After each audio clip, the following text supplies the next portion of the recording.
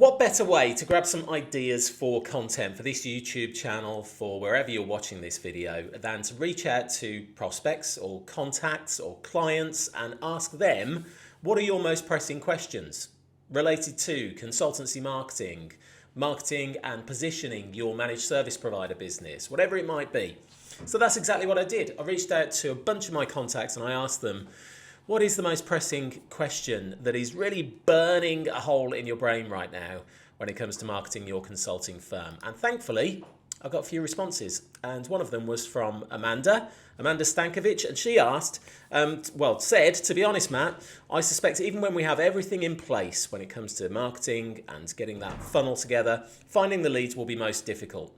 I don't really want to start purchasing mailing lists. So I suspect it will be analysing traffic to the website, how we drive that traffic to the site.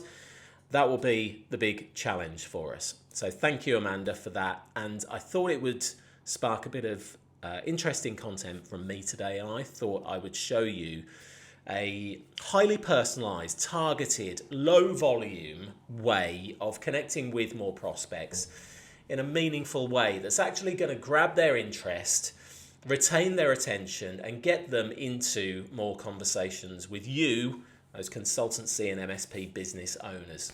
And it involves LinkedIn's Sales Navigator product.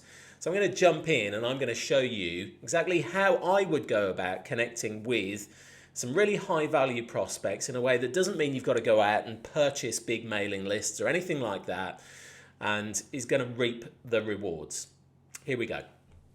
So here I am in Sales Navigator. Now, if you haven't got a Sales Navigator account, you haven't got the paid version of LinkedIn Sales Navigator product, there are different tiers that it's priced at. And to get access to what I'm going to show you today, you just need the very basic level of Sales Navigator.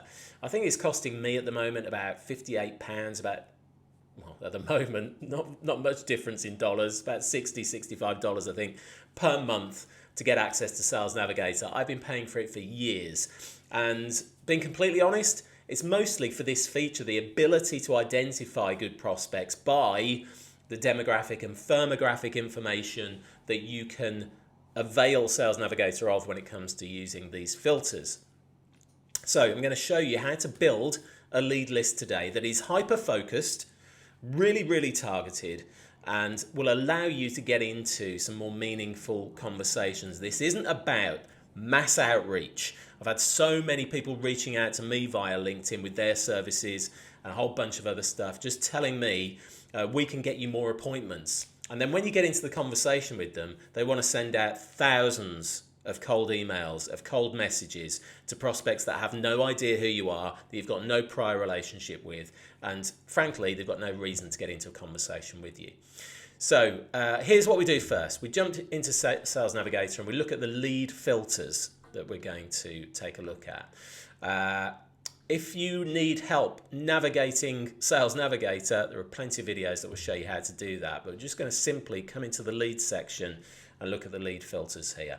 So, Amanda, you run an IT and managed service business up in Liverpool here in the UK, and I'm going to show you a way that you can reach out to more prospects that you would have done business with before, the same sort of profile of businesses at least. Now, I took a look at your website, took a look at some of the testimonials and case studies that you've got there, and I know that you've done business with storage companies before now.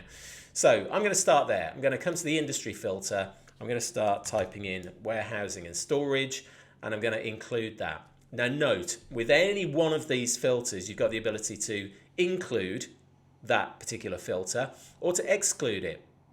So if I wanted to exclude warehousing and storage companies from my search, I could hit the exclude option there. But by default, we're just going to choose include, and that's exactly what we want to do. I'm going to leave it there for now. There's other companies that are kind of related and perhaps surrounding that sort of profile of company, like logistics companies, for example. I'm going to keep it hyper-focused just for the purposes of this. Geography next. I know from experience that many managed service providers, IT support companies want to focus their attention in their immediate area. So I'm going to type in there, first off, Liverpool, and then I'm going to make the wild assumption that you want to go a little bit further afield as well, that you might include places like Birkenhead, if I could spell it, Birkenhead, just across the water. The Wirral, Stockport, it's only down the road. And let's even include Manchester, not too far to travel. So Manchester area gets included there as well. Okay, now there are different, for example, you can do something else here. I'm just going to show you real quick. You can choose the postcode and then it will put a radius around your business as well. So if you put the postcode in for your business, add a radius, let's say 10, 25, 50 miles, whatever you're comfortable with, then you can do it that way as well. Okay, next up, I want to take a quick look at the size of company, the headcount. I know, again, for many consultancies, for many managed service businesses, the headcount will be important, the size of the business. If you're not going to go by revenue, then this is a good alternative. So let's assume that the 1 to 10s will include a lot of one-man bands and very, very small businesses. And LinkedIn can include a few quirks when you do these highly filtered searches. And if there's, for an example, a consultant that is focused on one particular business, might be a contractor, let's be perfectly honest, and they're working within one of these larger businesses, don't have any kind of decision-making power, but they will come up in a search for those larger businesses because they've made themselves part of that company on their LinkedIn profile, but actually they're just a one-man band. So we've got to look out for these and make sure that we filter as best we can to exclude them.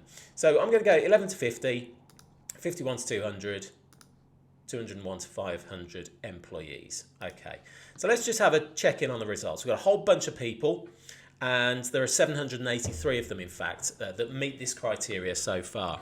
One of the things we haven't done yet is to think about this seniority level and whether they're likely to be a decision maker that we really want to talk to.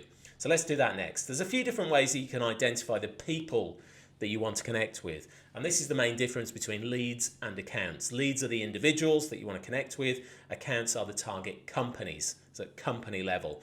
So you can build, by all means, an account list. If you were using an account-based marketing strategy, you'd probably have a bunch of companies that you want to do business with. That's not a bad idea. The leads is jumping straight to the individual.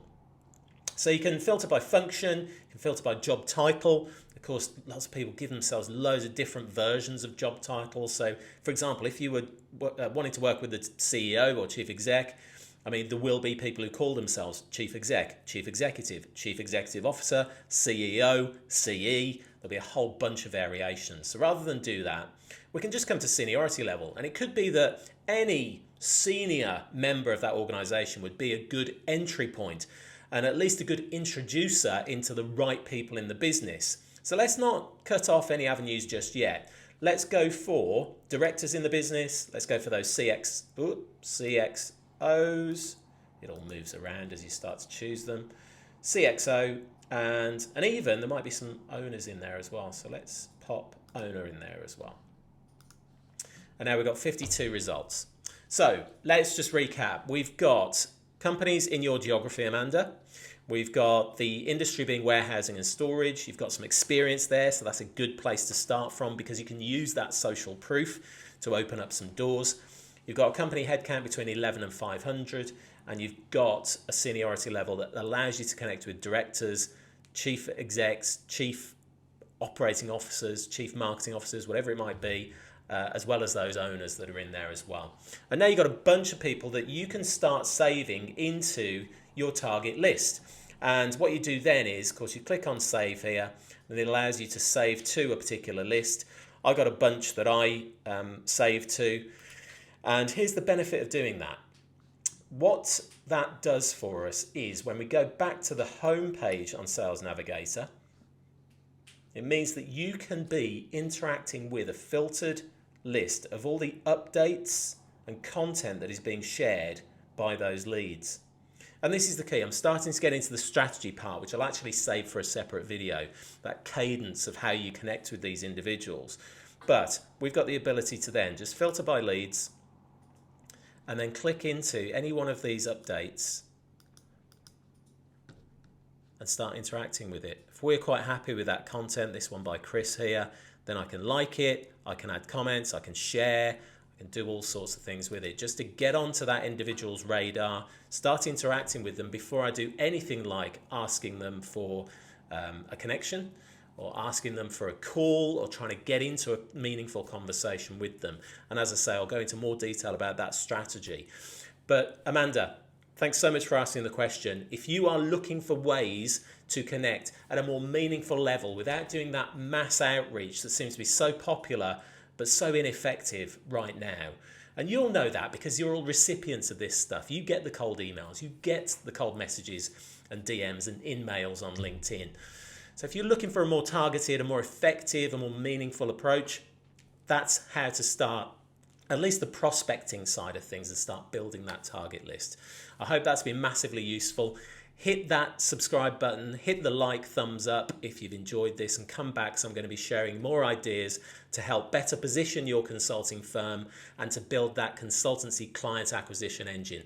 I'll see you next time.